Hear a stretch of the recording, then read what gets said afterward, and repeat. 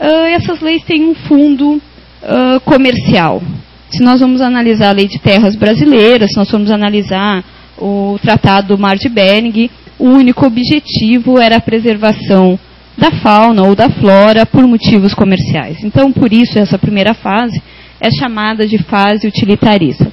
A segunda fase, o Brasil já inicia na década de 30, mais ou menos até a década de 60, nós chamamos de fase fragmentária.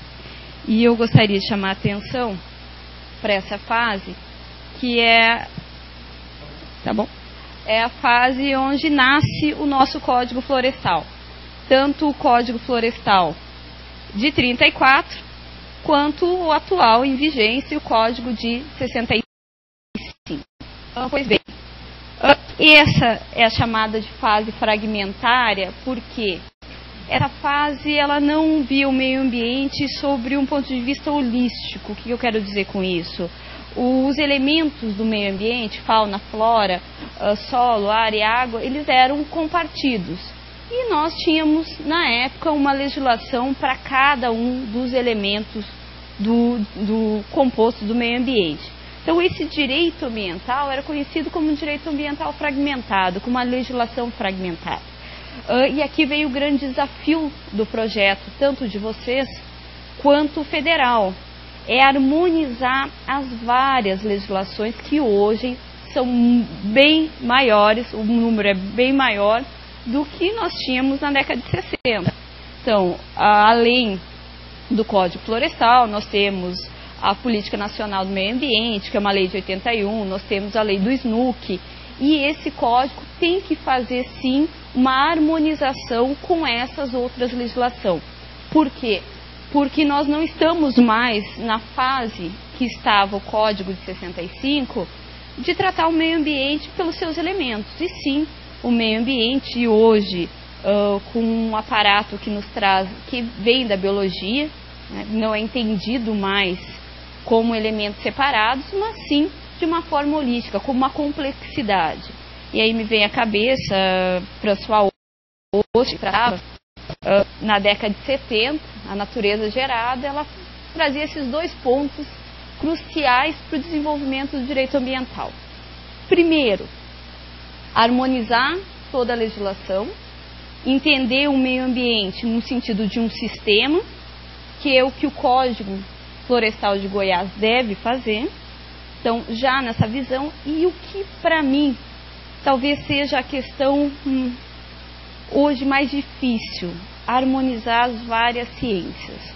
O direito ambiental, ele não trabalha sozinho, e nós estamos vendo isso aqui, um debate com profissionais das mais diversas áreas. Então, nós, juristas, não podemos avocar, olha, o direito a nossa categoria de profissionais pertence. Não. Eu não consigo escrever um código federal ou estadual sem a participação de técnicos, de biólogos, de peritos, porque são eles que vão nos dar os conceitos. E esses conceitos são, sim, de suma importância. Depois, nós, lá na aplicação da lei, temos o que talvez seja esse o problema hoje do código atual, dos projetos, pecam por uma falta de cientificidade, no sentido de estabelecer o que é um topo morro, porque eu sou professor de direito. Quem vai me dar essa conceituação? Um biólogo, um geólogo, alguém que trabalha nas ciências da terra, não um profissional de direito. Eu trabalho com um conceito, já um conceito posto. Eu não vou fazer uma análise do relevo do estado de Goiás. Se fizesse, seria um absurdo, né? Vocês imaginem uma professora de direito analisando o relevo. Não. Quem tem que trazer é o órgão ambiental, que tem hoje, graças a todo o nosso aparato técnico, a possibilidade de dizer, olha, talvez um tabuleiro, uma app de tabuleiro para o estado de Goiás seja irrelevante, porque não existe tabuleiros aqui.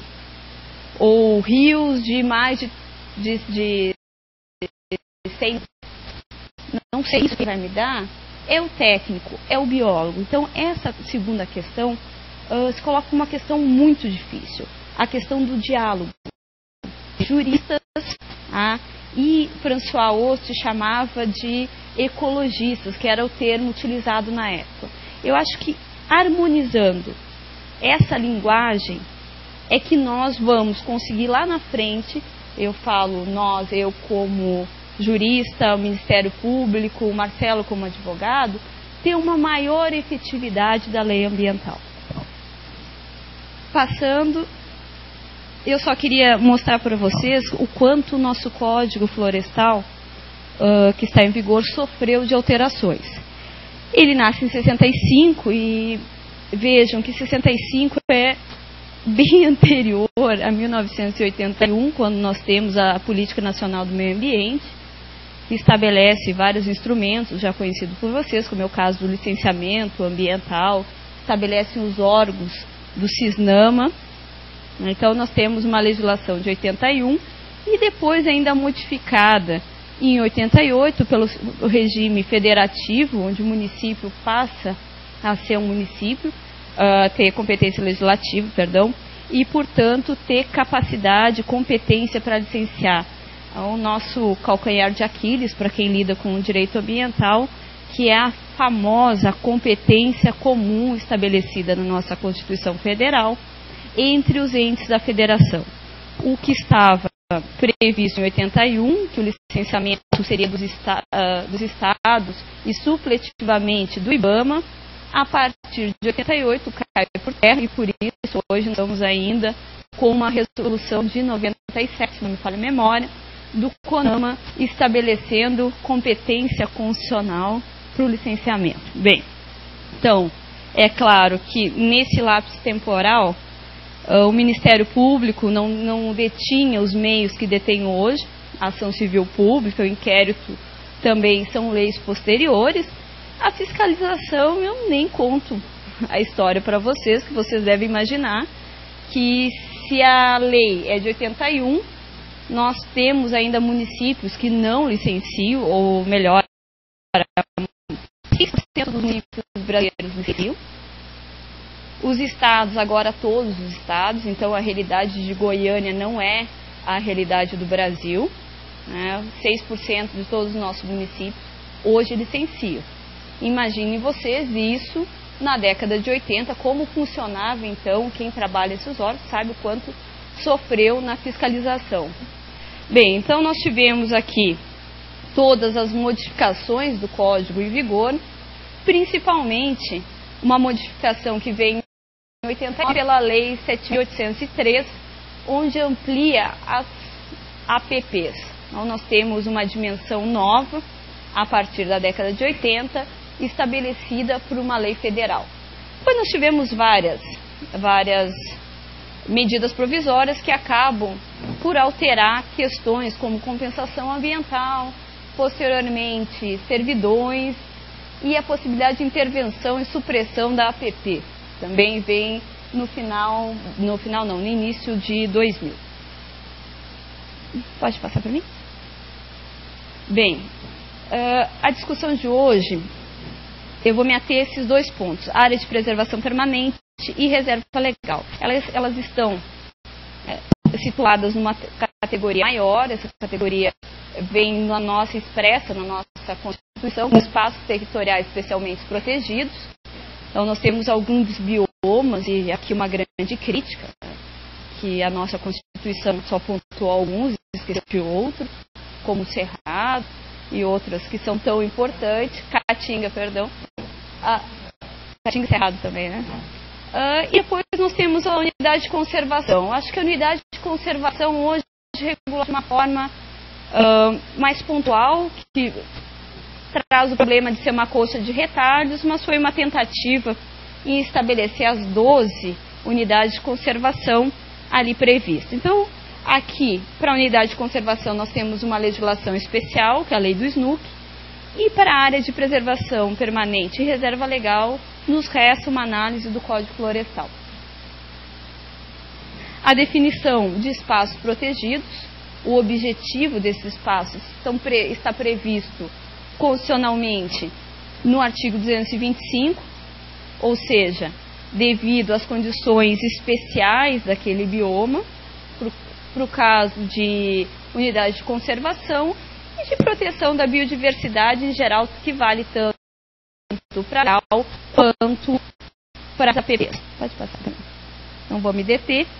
A área de preservação permanente, nós temos a definição no nosso Código Florestal, no artigo 1º, como o Código Florestal, o projeto de vocês, o projeto federal também traz definição, qual o objetivo da APP. E depois, agora, nós... Pode passar para mim? Entramos em categorias.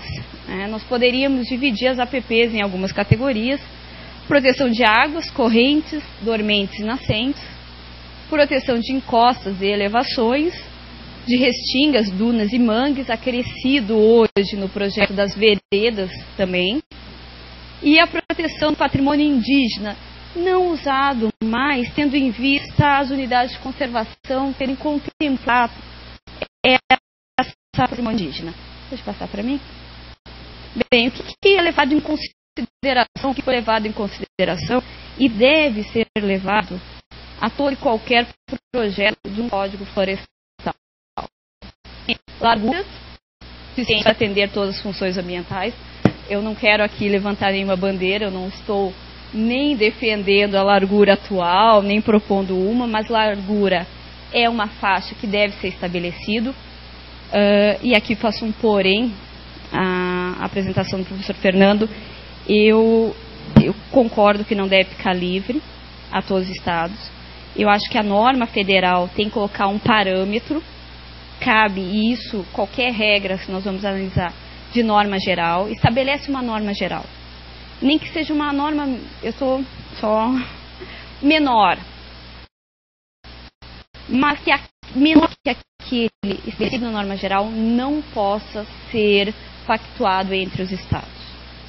Então eu acho sim que tem que ter uma norma, só que alguns estados podem aumentar e outros vão manter o patamar mínimo. Essa é a minha posição. Exato, eu vou falar isso adiante, que o Código Florestal, ao meu ver, o projeto do Código, ele coloca a possibilidade de aumentar ou reduzir 50%. Totalmente contrário ao que a gente estuda na doutrina, e já está pactuado que na área ambiental você pode sim estabelecer parâmetros maiores, falando de licenciamento, mais restritivo, exatamente, aumentar a proteção ambiental e não reduzir. Então eu acho, mesmo que seja um patamar mínimo, a norma federal deve sim estabelecer, e depois a cada estado, segundo as suas necessidades, vai tentar adaptá-lo. Bem, então o que nós precisamos? Largura mínima suficiente para atender as funções ambientais. Critérios: largura, extensão, continuidade. Eu não vejo, depois na frente eu vou falar, eu não vejo a reserva legal descontínua com uma forma de preservação ambiental. Inclusive, há um pouco tempo eu tive acesso a uma dissertação, uma tese de doutorado da Unesp, que as reservas legais podem trazer malefícios ambientais porque aumentam principalmente a proliferação de anfíbios.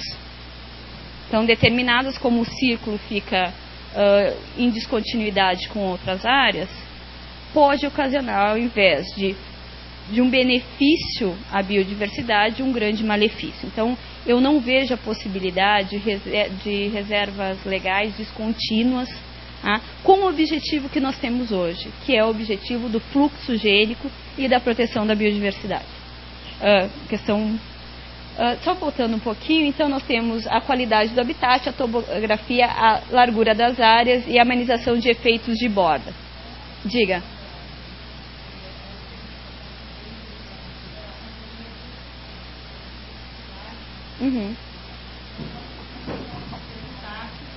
Para que ele possa ter o fim a que ele se destina. Só que às vezes é inviável em terras contíguas, ainda que seja, a reserva legal de uma e de outra ser exatamente na mesma linha, na mesma faixa, na mesma sequência. Agora, isso é uma consideração um pouco perigosa, desculpa fazer essa incursão, porque